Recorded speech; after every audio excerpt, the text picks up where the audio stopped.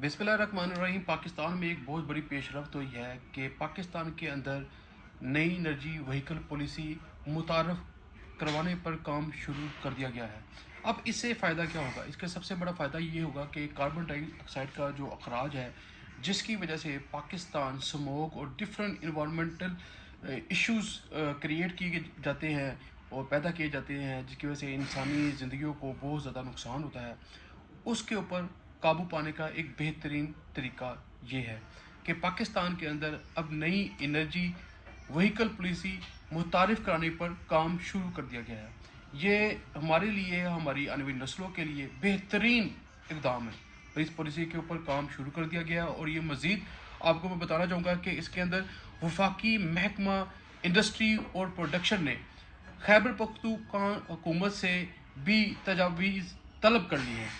तजवीज़ के मुताबिक पॉलिसी के तहत पाकिस्तान में इलेक्ट्रिक व्हीकल मुतारफ़ कराई जाएंगी। पाकिस्तान में ट्रांसपोर्ट सेक्टर से सालाना 200 million metric ton carbon dioxide पैदा होता है। बड़ी मिकदार में कार्बन डाइऑक्साइड का अखराज माहौल और इंसानी सेहत के लिए इंतहाई ख़तरनाक है।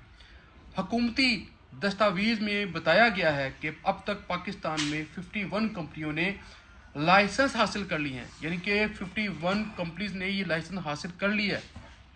अब मज़ीद मैं आपको बताऊंगा कि पाकिस्तान में 2, 3 और 4 वही इलेक्ट्रिक व्हीकल चलाई जाएंगी और कंपनियों की दिलचस्पी बढ़ाने और पॉलिसी फिजुल अमल बनाने के लिए मराआत और सहूलियात दी जाएंगी।